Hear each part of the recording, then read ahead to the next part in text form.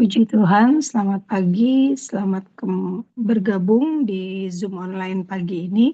Sebelum kita mulai pembelajaran kita saat pagi ini, mari kita bersatu dalam doa.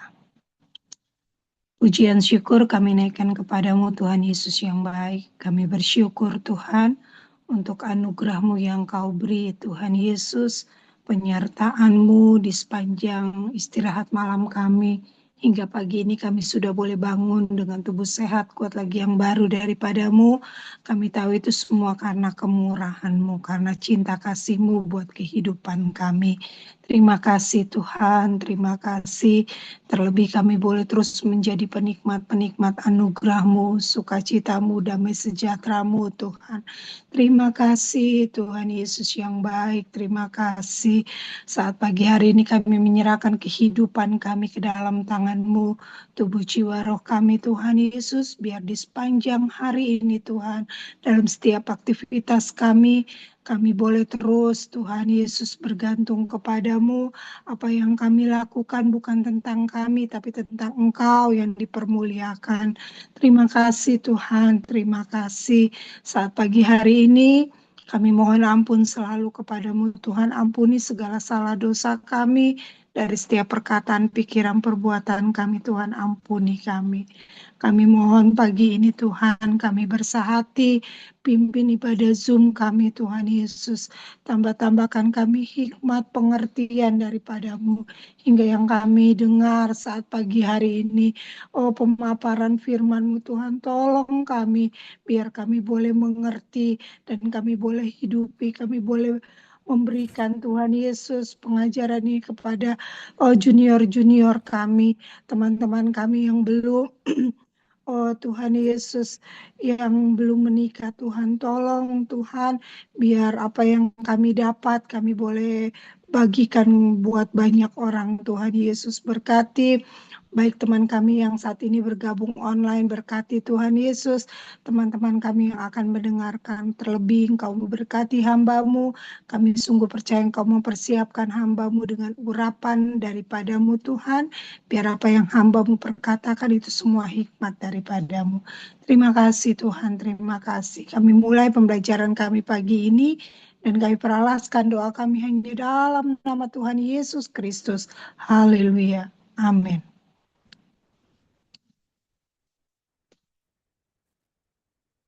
Puji Tuhan, kita bersyukur buat anugerah Tuhan, tetap kita bisa nikmati hari ini dalam segala keberadaannya, dalam segala cuacanya, dalam segala kondisi tubuh kita. Kita bersyukur buat jiwa yang terus dibaharui, buat semangat yang terus dibaharui oleh pekerjaan firman dan Roh Kudus.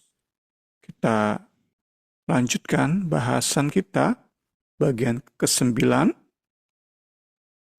dari tema masa lajang dan pacaran dalam tema besar membangun keluarga Kristen. Kita minggu lalu sudah melihat apa itu batasan diri. Kita ulang sedikit. Serupa dengan pagar rumah yang membatasi milik kita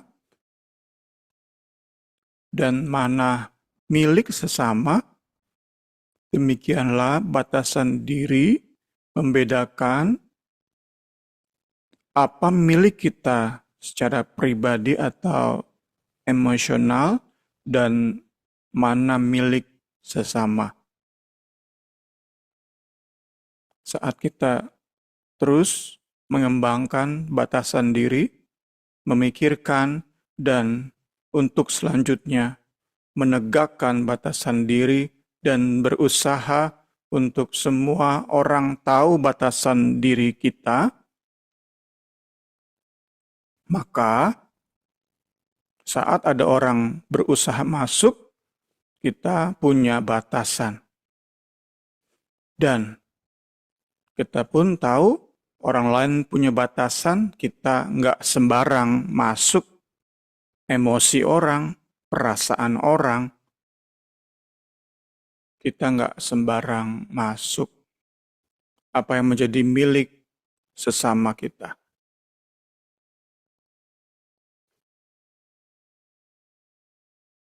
Sehingga kita tahu ada saat seorang berusaha masuk ke batasan tersebut, kita bisa tahu kalau kita nggak punya pagar, nggak punya batasan diri, kita nggak tahu. Saat batasan diri tidak jelas, kita pun ambigu dalam menyikapi orang yang berusaha memanipulasi kita, mengintimidasi kita.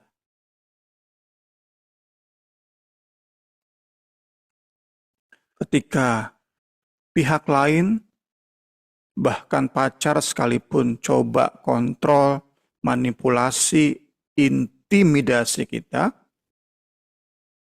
atau ketika ia minta kita melakukan apa yang nggak sesuai dengan prinsip yang kita pegang, nilai yang kita yakini, kita bisa menolak. Kita bisa berkata, jangan, saya nggak bisa seperti itu. Saat 2-3 kali diulang,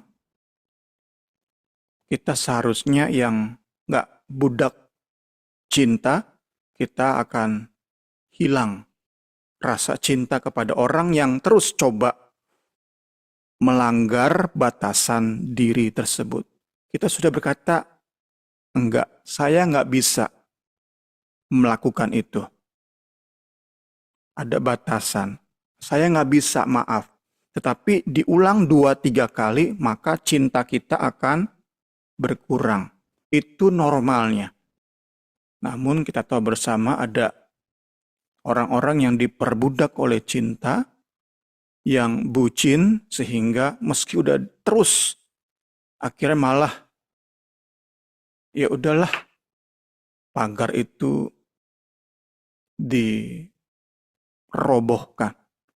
Nilai-nilai yang kita terima dari orang tua kita, prinsip-prinsip yang kita belajar dari kebenaran firman, itu dilanggar, dirobohkan hanya karena butuh pasangan. Kalau sendiri rasa nggak enak, butuh banget kita yang namanya batasan tadi. Tentu batasan tersebut nggak bisa dilepaskan dari pengaruh didikan orang tua dan pembelajaran kita lebih dalam terhadap firman Tuhan.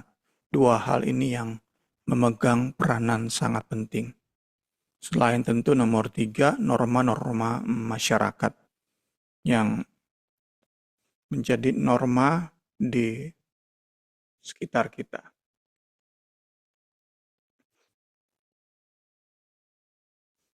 Saya bacakan secara singkat apa yang sudah ada di minggu lalu. Dari Google, saat kita cari batasan diri, saat kita cari dalam bahasa Inggris boundaries, akan keluar. Boundaries atau batasan diri adalah batas-batas yang ditetapkan oleh seseorang, oleh kita, untuk melindungi ruang pribadi, emosi, energi, dan nilai-nilai yang kita yakini.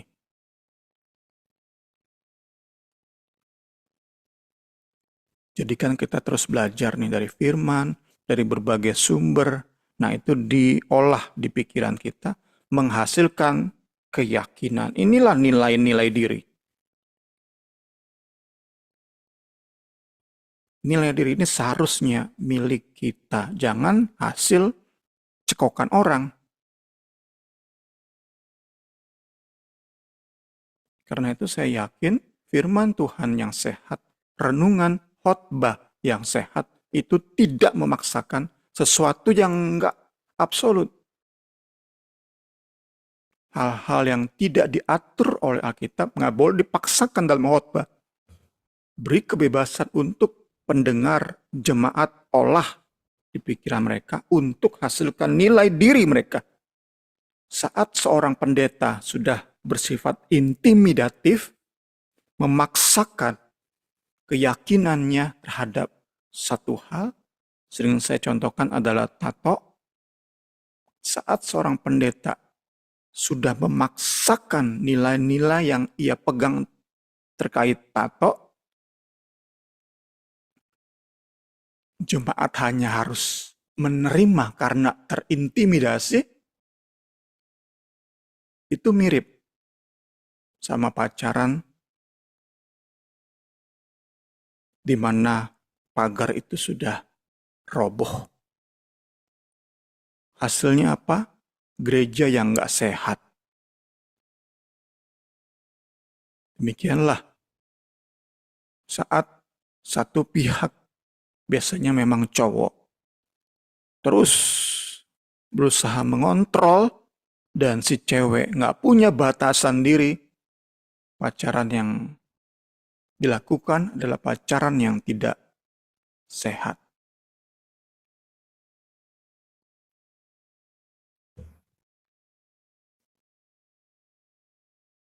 Saat nilai diri kita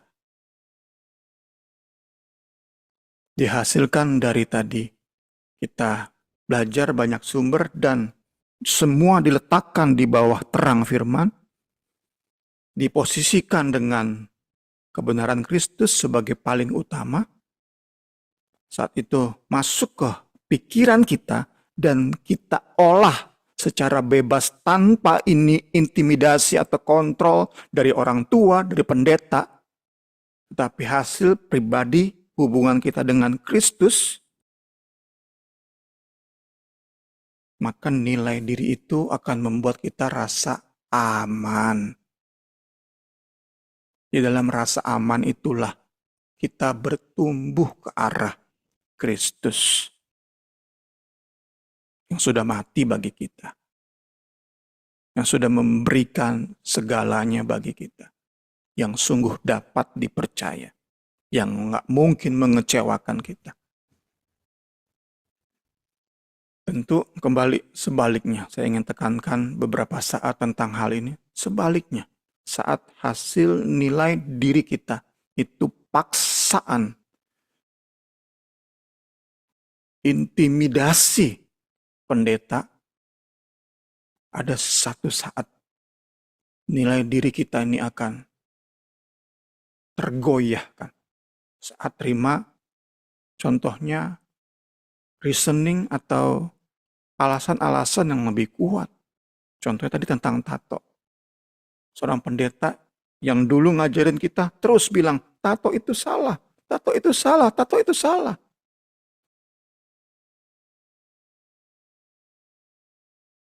Ada satu saat keyakinan itu akan mudah goyah saat ada orang menjelaskan dengan lebih detail, rasional, didasari kebenaran firman. Oh, tato itu ambigu bagi gereja. Nggak ada peraturan khusus bagi gereja tentang tato.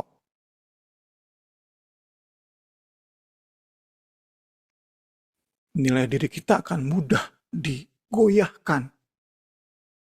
Karena sebenarnya saya terima kok. Tetapi karena diintimidasi oleh pendeta, dipaksakan nilai tersebut oleh pendeta, kita nggak akan bertumbuh dengan aman. Yakinlah, kita nggak akan bertumbuh dengan aman. Perlunya batasan diri seperti itu. Kiranya di awal ini bukan hanya untuk yang berpacaran, tetapi untuk kita semua. Senior, pimpinan, orang tua, kita bisa belajar dari konsep ini. Batasan diri, contohnya nilai yang kita pegang, itu perlu kita yakini bahwa itu berasal dari kebebasan kita. kebebasan kita terhadap cinta Kristus.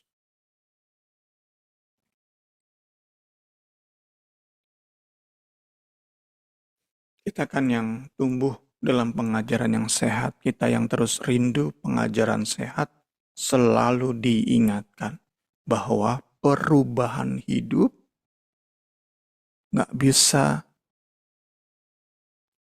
dihasilkan hanya karena takut hukuman. Perubahan hidup nggak bisa hanya dihasilkan oleh takut dari pendeta, karisma pendeta. Nggak bisa. Nggak bisa. Perubahan hidup harus terjadi karena kita semakin hari semakin rindu senangkan Kristus yang sudah tersalib bagi kita. Itu kan pengajaran yang sehat, yang memberi kita nilai-nilai yang kita yakini setelah kita elaborasi, renungkan di pikiran kita, di dalam kebebasan kita. Allah Roh Kudus tolong kita mengerti bagian-bagian ini. Saat kita punya nilai-nilai yang dihasilkan perenungan kita di dalam kebebasan kita, maka kita yakin kita ini bertumbuh hasil hubungan pribadi dengan Kristus. Sehingga pendeta siapapun maksakan nilainya kepada kita, kita tolak. No. No.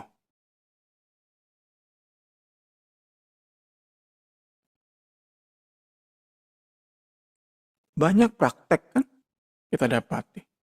Pendeta besar, prakteknya seperti ini. Terus coba dipaksakan ke jemaat. Kita bisa, no, tidak. Kita bisa tolak. Puji Tuhan, puji Tuhan. Kita terus sama-sama belajar. Selanjutnya dari buku ini kita akan melihat apa yang ada di dalam batasan diri. Pertama, cinta kita, yaitu kapasitas terdalam kita untuk terhubung dan percaya.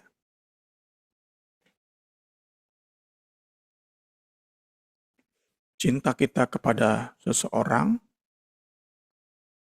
nggak bisa dipaksa.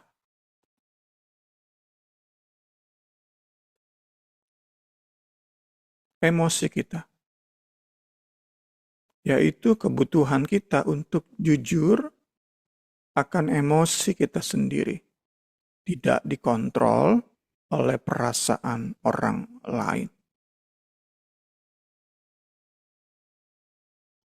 Nomor 2 ini tentu terkait erat dengan kesehatan mental yang menjadi isu generasi Z, generasi Alpha.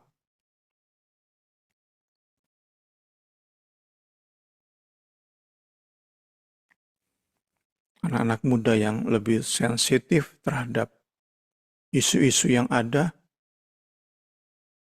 contohnya body shaming, itu kan isu yang bagi generasi sebelumnya nggak terlalu masalah. Tapi masuk ke generasi sekarang itu masalah. Body shaming itu lukai hati. Orang tua nggak bisa memaksakan. Gitu aja masa sakit hati, cuma body shaming doang. Nggak bisa. Anak kita punya batasan diri. Jangan orang tua sembarangan masuk ke pagar yang mereka bangun. Mereka mungkin iya-iya aja, karena masih terima duit dari kita. Tetapi ada satu saat mereka terus merasa nggak aman. Dan mereka akan cari aman ke pacar mereka. Wow, itu bahaya sekali. Mereka akan cari pagar ke orang lain. Kalau ketemu mentor, pacarnya seperti mentor. Kalau ketemu orang jahat, habislah anak kita. Habislah anak kita.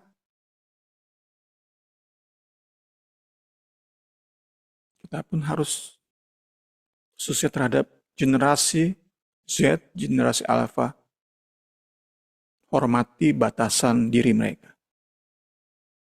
Apa yang bagi kita nggak apa-apa, jangan dipukul rata.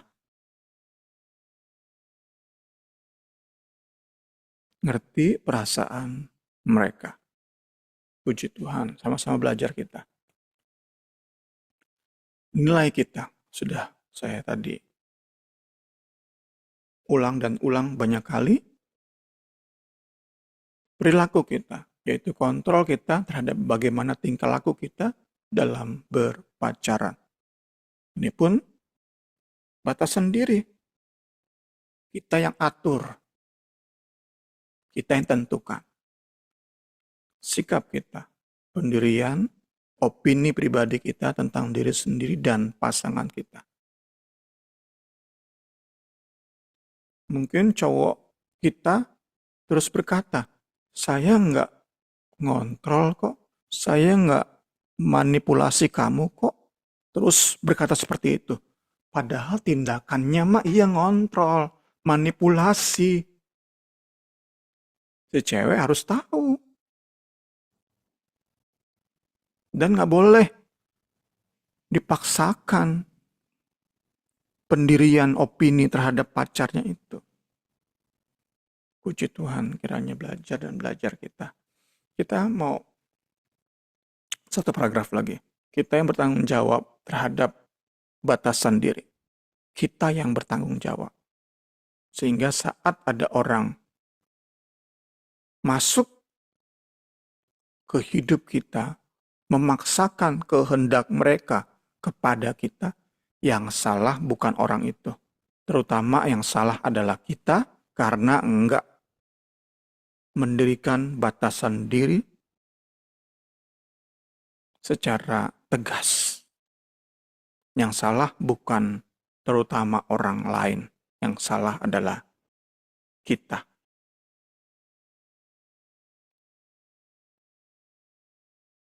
Kemudian kita akan lihat masalah akibat tidak jelasnya batasan diri. Masalah-masalah yang muncul akibat kita tidak memiliki batasan diri yang jelas. Nah, ini tentu menjadi doa kita dan usaha kita sama-sama, orang tua, senior, pimpinan, untuk anak-anak kita, junior-junior kita, orang-orang yang kita pimpin, itu terhindar dari masalah-masalah akibat batasan diri yang enggak jelas. Pertama, hilangnya kebebasan untuk menjadi diri sendiri. Karena cinta, dua orang yang berpacaran itu akan berusaha saling menyesuaikan diri satu sama lain. Jadi ada timbal balik. Tanpa batasan diri, maka satu pihak yang lebih mengontrol akan, misal si cowok akan menghilangkan keunikan si cewek. Apa-apa yang menjadi keunikan si cewek ini akan hilang. Identitas diri si cewek akan hilang.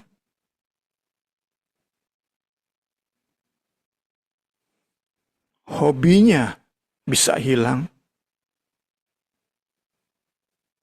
Bisa hidup terus dalam kepalsuan ini cewek demi menyenangkan hati cowoknya.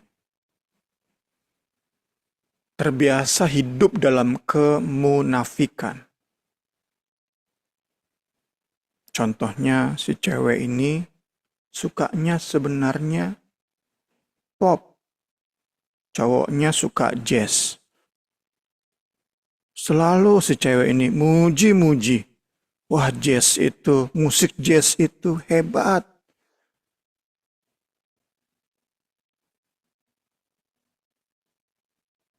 Paling top. Padahal si cewek nggak bisa menikmati musik jazz. Itu kan salah satu contoh sederhana bagaimana seseorang kehilangan jati diri, keunikan yang Tuhan beri.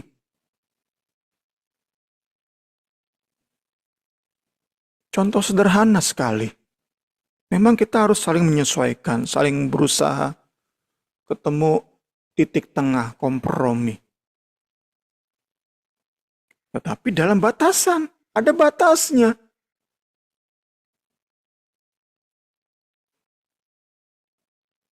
Jadi bahkan suami istri pun tetap ada pagarnya.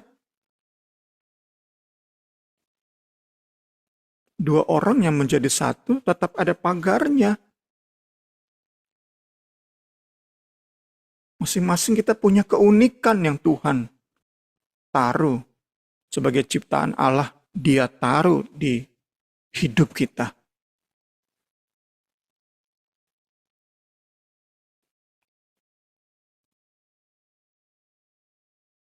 Sungguh sebuah kebaikan saat seseorang meninggalkan kebiasaan buruknya demi pacarnya.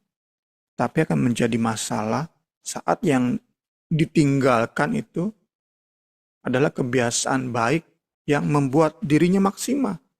Tadi contoh sederhana. Dia belajar bekerja lebih maksimal saat dengar musik pop, irama pop, atau bahkan irama dangdut. Tetapi karena demi bucinnya kepada cowoknya, sekarang tiap belajar kerja musik jazz. Padahal nggak bisa nikmati dia, nggak ngerti dia. Kehilangan jati diri, keunikan. Ini yang bisa menjadi perenungan kita untuk ngajari anak-anak kita, junior kita.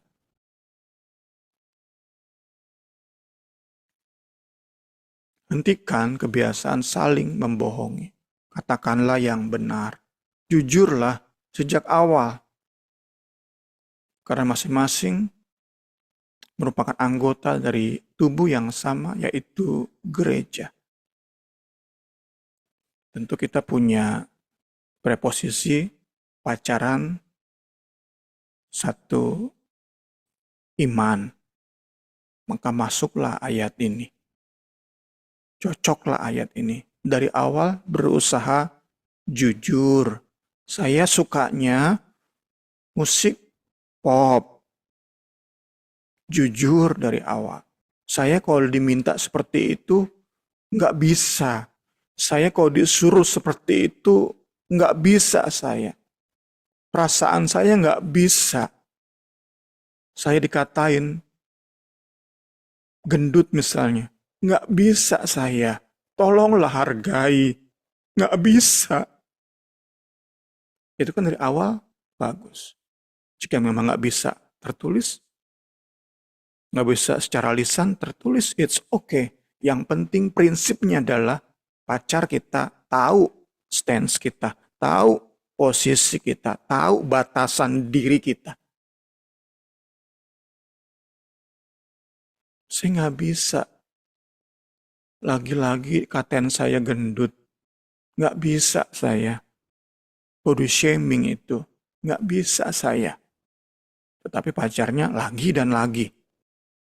Kalau si cewek punya batas sendiri yang sehat, cintanya pasti akan menghilang. Untuk nanti ketemu dengan pacar yang lebih menghormati dirinya. Laki-laki nggak cuma satu di bumi ini, banyak laki-laki. Dari awal sudah berusaha untuk jujur. Entah caranya gimana, mau lisan, mau secara tertulis di zaman ini bisa. Kemudian, akibat batasan diri yang gak jelas, masalah berikutnya adalah bertemu dengan pasangan yang salah. Ya karena gak punya batasan diri yang sehat, tentu membuat cowok-cowok yang asal-asul hidupnya pede mendekati. Sebaliknya saat si cewek dikenal oleh banyak orang punya batasan diri, bukan cewek murahan, maka nggak sembarang cowok dekati.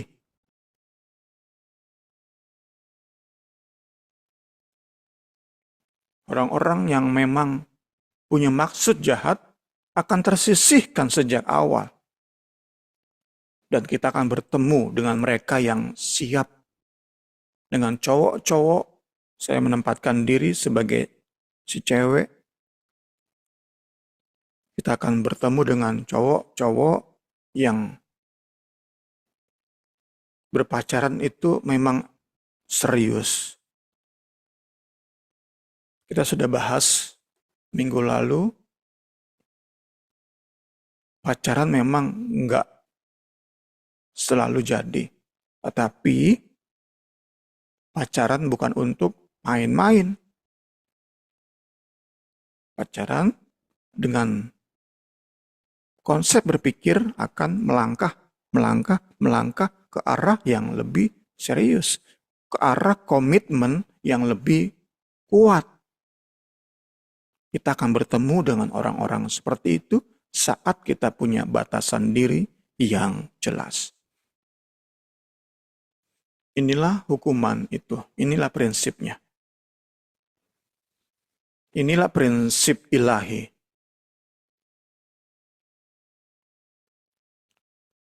Terang ketemu terang, gelap ketemu gelap. Itu prinsipnya. Terang telah datang, manusia yang lebih suka kegelapan akan menolak terang itu.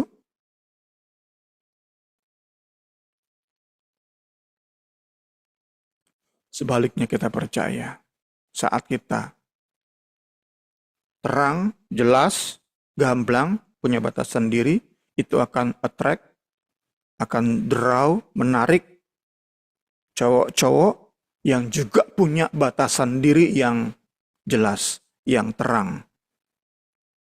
Puji Tuhan. Next. Berpacaran dengan luka hati bukan berdasarkan nilai-nilai yang kita miliki.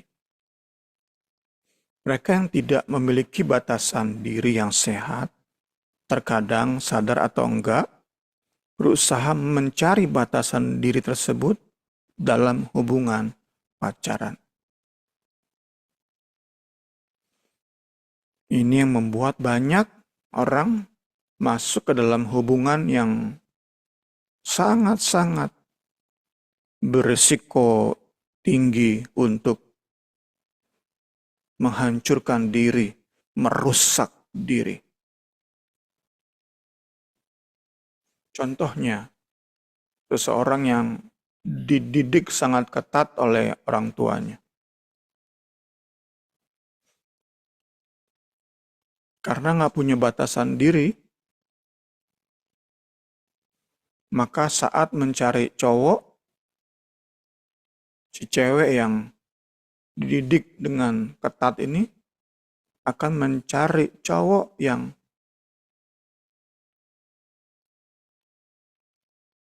nakal, cowok yang bebas.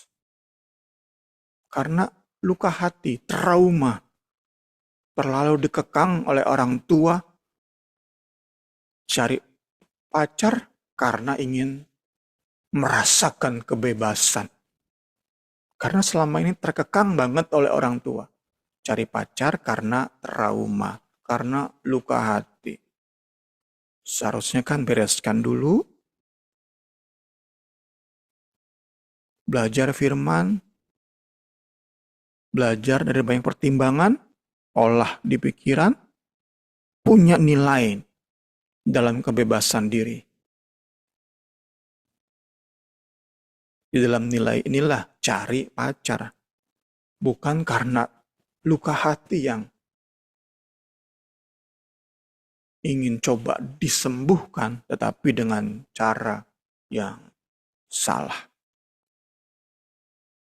Keempat, ada juga orang yang jadi kapok untuk berpacaran. Batasan diri nggak jelas, akibatkan luka saat pacaran. Ada orang-orang yang terluka itu menjadi kapok, jerah dalam berpacaran. Kelima, memberikan terlalu banyak dalam berpacaran. Kita tahu bersama,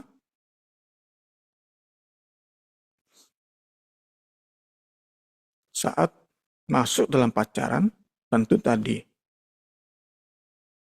saling suka, karena serius, ingin hubungannya lebih serius, lebih dalam, komitmennya lebih kuat. Dan itu butuh yang namanya tanggung jawab untuk semakin dalam hubungannya. Ada waktu yang dikorbankan, ada uang, ada perasaan. Itu kan tanggung jawab. Kalau memang ingin pacarannya lebih serius, ke arah yang lebih serius. Kecuali hanya untuk main-main, ya sembarangan aja. Tetapi saat dua orang saling cinta,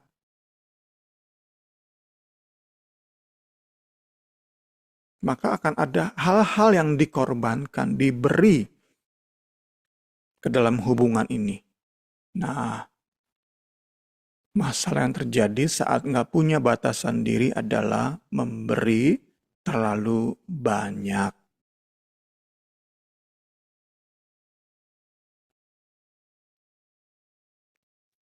Ini yang saya pernah dengar bisa menyebabkan seseorang begitu terpukul, putus asa, bahkan bunuh diri. Contohnya si cowok, begitu serius dia. Sedangkan ceweknya hanya sekadar main-main. Ya karena nggak punya cowok, ya udah ditembak, oke-oke aja. Itu kan nggak punya batasan diri kan? Padahal dia benernya nggak suka. Tapi karena lagi sendiri, yang lain punya pacar, gue lagi sendiri, ada yang nembak. Nggak punya batasan diri, oke lah aku terima.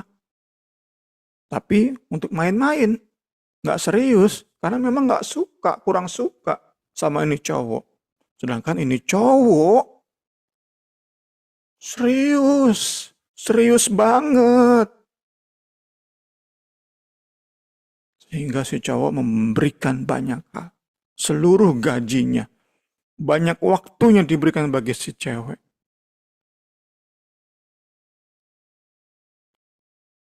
Kita kenal dengan istilah PHP.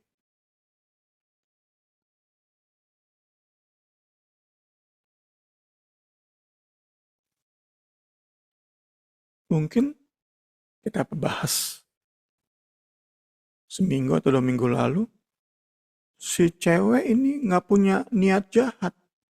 Ya kasihanlah dia udah nembak. Hanya karena nggak punya batasan diri si cewek ini. Nggak punya niat buruk sebenarnya. Tapi sama kayak kemarin kita bahas. Seperti supir yang ugal-ugalan. Mirip jadinya. Saat kita bahas tentang nggak punya niat buruk, tetapi mencelakakan, membahayakan. Mungkin aja si cewek memang nggak bisa nolak ditembak sama cowok ini. Ya udahlah, jalin pacaran, jalin hubungan. Hanya karena nggak bisa nolak. Itu nggak punya batas sendiri kan? Nggak ada niat jahat. Hanya karena nggak bisa nolak. Tapi itu menimbulkan harapan berlebih dari si cowok yang saat harus putus.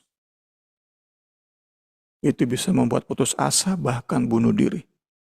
Si cewek ini meski merasa nggak punya niat buruk, sungguh-sungguh membahayakan bagi si cowok. Si cewek pikirnya, ya udahlah kita sahabatan aja. Tanda kutipnya, kita sahabatan aja, temanan aja.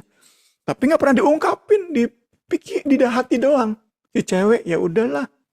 Padahal nih cowok udah berikan segala-galanya. Nah, si cowok pun batasan dirinya nggak jelas. Kalau ia punya batasan diri yang jelas, ia akan tahu di posisi mana saya akan beri lebih. Kalau nggak ada feedback dari si cewek, saya nggak mau beri lebih. Ya udah cukup segini hubungan kita. Hal-hal ini kita mau sama-sama perjuangkan, doakan, usahakan, perjuangkan. Supaya nggak ada anak-anak muda di sekitar kita mengalami hal serupa. Tanpa niat jahat, tetapi membahayakan, mencelakakan orang lain. Nggak maulah sampai anak kita seperti itu, jemaat kita seperti itu. Nggak maulah kita. Buat apa kita capek-capek melayani, capek-capek saya khotbah. Kalau punya anak, punya junior, jemaat seperti itu. Saya nggak ada niat jahat sih. Tetapi lu ngecelakain orang. Lu membahayakan anak orang lain. Buat apa kita layani capek-capek? Kalau anak junior kita seperti itu.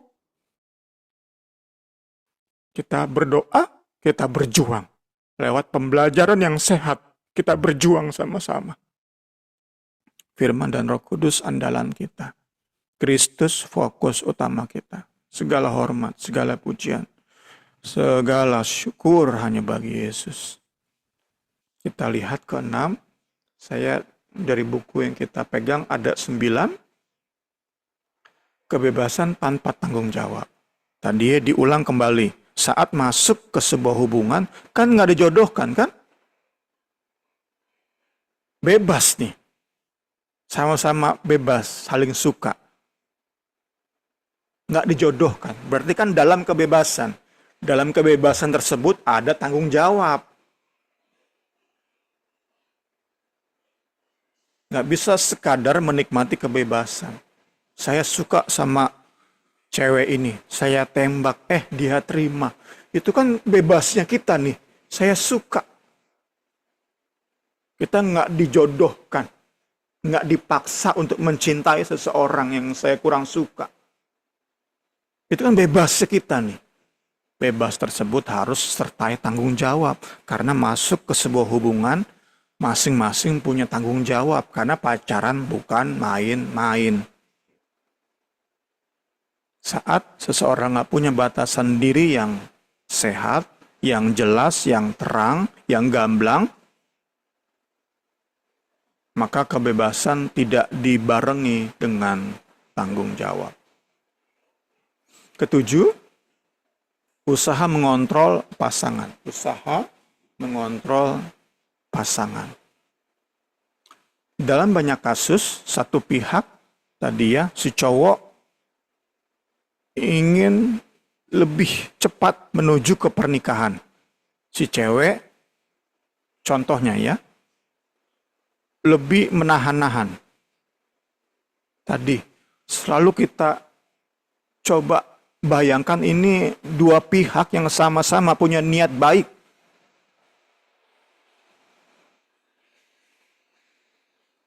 Si cewek coba tahan-tahan. Nah, biasanya si cowok yang lebih serius akan berusaha untuk ngontrol, manipulasi, bahkan intimidasi. Karena tadi ya, nggak punya batasan diri. Dan juga nggak bisa melihat, menghargai batasan diri orang lain. Tidak dapat berkata tidak. Ini yang sudah disinggung berulang-ulang. Dari awal saja saat ditembak udah nggak bisa berkata tidak. Nah itu sudah bahaya itu. Saat pacar melakukan hal-hal buruk, kita pun akan nggak mampu menolak secara tegas. Karena memang kita nggak tahu mana pagar kita nih, mana batasan diri kita nih. Nggak jelas. Bahkan ketika kita sudah merasa disakiti, kita tetap nggak mampu berkata putus.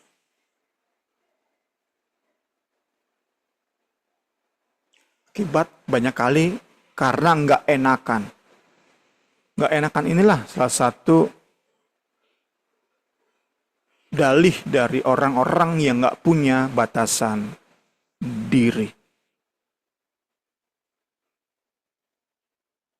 Terakhir, di pagi hari ini, sentuhan fisik yang tidak semestinya. Seiring dengan bertumbuhnya komitmen antara dua kekasih, maka biasanya sentuhan fisik akan bertumbuh mengikutinya.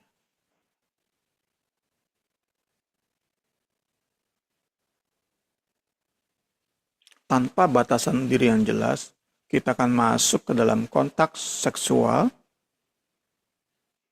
tanpa didukung oleh tanggung jawab yang jelas.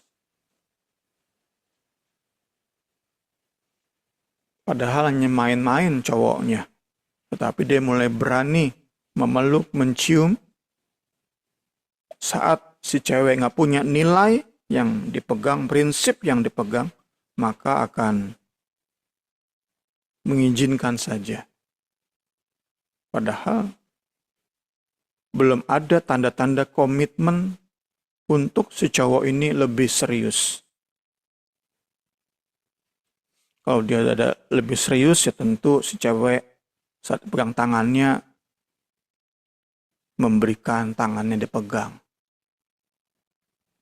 Sentuhan-sentuhan fisik yang tentu nggak kebablasan, sesuai dengan tingkat komitmen, tingkat kedekatan, tingkat kepercayaan satu sama lain.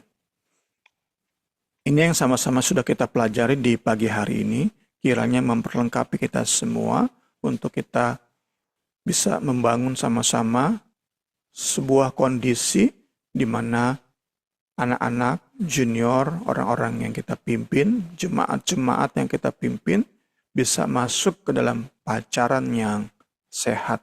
Pacaran yang bukannya melukai, menghancurkan, tetapi yang bisa membangun. Puji Tuhan. Segala hormat, kemuliaan bagi Kristus, saya serahkan kembali kepada Ibu Rini. Puji Tuhan. Ada Niar pagi ini, mungkin Niar ada yang ditanyakan ya, dari pemaparan kita saat pagi hari ini. Ya, makasih Karini, makasih Bung. Iya, Mungkin dari saya belum ada ya, tapi yang saya dengar tadi tuh tentang batasan diri juga dalam hal kita tuh memberi waktu kita, energi kita, hati kita, eh, uang kita juga itu juga mungkin nggak cuma dalam hal pacaran ya, tapi juga dalam hal pertemanan gitu. iya. Jadi punya batasan diri dalam pertemanan gitu. Menurut Bung Semi gimana Bung? Kayak eh, kadang-kadang ada orang yang dua belah pihak itu yang lebih memberi gitu waktunya, yang lainnya itu lebih cuek gitu. Bukannya kita mau mau nggak tulus ya atau minta imbalan gitu, tapi apa? Tapi menurut saya tuh juga harus ada keseimbangan gitu dari dua belah pihak dalam pertemanan juga. Hmm.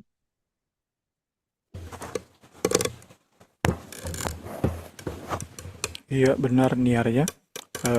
Jadi bisa menjadi evaluasi dalam kita juga berteman saat kita sudah coba memberi lebih, ternyata feedbacknya dari teman kita nggak kita dapat sesuai dengan harapan kita, itu menjadi indikator bahwa pertemanan ini ya seperti ini kualitasnya. Beda dengan orang lain misalnya yang menjadi sahabat kita yang lebih dekat karena kita beri lebih, dia pun menanggapinya dengan memberi lebih. Jadi sama seperti kurang lebihnya seperti pacaran, saat kita terima feedback, barulah kita akan beri lebih lagi. Karena feedbacknya cocok nih. Itu kan berarti kita punya batasan diri. Jangan sampai kita beri lebih, teman kita nggak bergeming, tetap aja biasa, ya kita jangan terus beri lebih dong. Kita nanti akan luka hati kita. Kita akan stop. Oh, berarti pertemanan kita bukan menjadi musuhan tentu ya. Pertemanan kita ya di batas ini. Seperti itu. Itu yang bisa saya coba jawab sesuai dengan apa yang kita pelajari di pagi hari ini. Kiranya membantu ya Niar.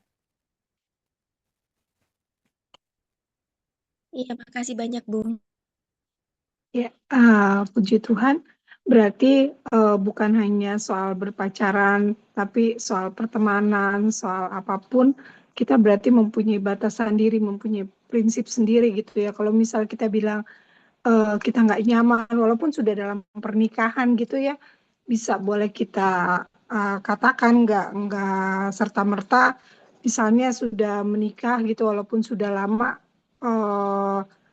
Bebas-bebas aja, ternyata nggak seperti itu ya. Biarlah firman Tuhan yang kita dengar saat pagi hari ini boleh menjadi bekal terus pembelajaran kita sepanjang hidup kita ini.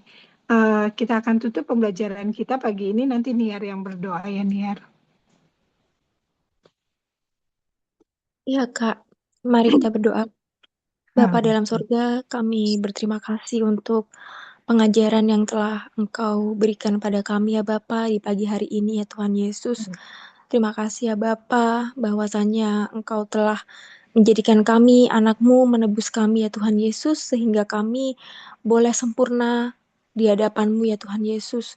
Ingatkan kami ya Tuhan Yesus untuk kami boleh terus memiliki kekuatan Tuhan untuk terus bisa bersandar kepadamu, memiliki identitas yang cukup ya Tuhan Yesus dalam nama-Mu ya Bapa, sehingga kami tidak kekurangan ya Tuhan Yesus dalam hal relationship, kami tidak mencari Tuhan Yesus pemenuhan dari siapapun ya Bapa, baik itu dalam pasangan, baik itu dalam teman ataupun orang-orang lain ya Tuhan Yesus. Tuhan, kami tahu Tuhan Yesus bahwasannya kami harus belajar untuk boleh memiliki batasan diri Tuhan Yesus, kami boleh memiliki pengendalian diri ya Bapa. Kami memohon untuk terus Tuhan limpahan Roh Kudus, hikmat ya Tuhan Yesus, boleh menjadi bagian milik kami ya Tuhan Yesus Kristus dalam kami menjalin hubungan, dalam kami berteman Tuhan, dalam kami berkomunitas ya Tuhan Yesus, kami boleh Tuhan Yesus memiliki hikmat untuk boleh melangkah Tuhan Yesus ke arah yang benar ya Tuhan Yesus. Terima kasih ya Tuhan, terima kasih kami ingin terus menjadi alat-Mu Tuhan, kami ingin terus menjadi terang-Mu ya Bapa, tetapi Tuhan Yesus, Engkau yang menolong kami untuk boleh terus ya Tuhan Yesus, tahu batasan-batasan di mana kami boleh Tuhan Yesus bertindak ya Tuhan Yesus, untuk kami boleh mengandalkan Engkau Tuhan Yesus, tidak mengandalkan perasaan kami semata ya Bapa. Terima kasih Tuhan, terima kasih memberkati Bung Semi, Kak Rini, keluarganya ya Bapa dalam melayani Engkau, segala hikmat ya Tuhan Yesus, segala kekuatan Tuhan, segala pengertian yang berasal dari-Mu boleh menjadi bagian milik mereka ya Tuhan Yesus. Terima kasih ya Tuhan, terima kasih kami mengucapkan syukur untuk pagi ini ya Bapa, dan kami boleh menerima pelajaran yang berharga ini Tuhan Yesus. Kami rindu Tuhan agar pelajaran ini juga boleh Tuhan Yesus didengar Tuhan Yesus bagi anak-anak-Mu yang lain ya Bapa. Terima kasih ya Tuhan, kami tutup Bible Study pada pagi hari ini dengan ucapan syukur hanya dalam nama Tuhan Yesus Kristus. Haleluya. Amin. Amin. Terima kasih, Terima Kak. kasih Niar. Selamat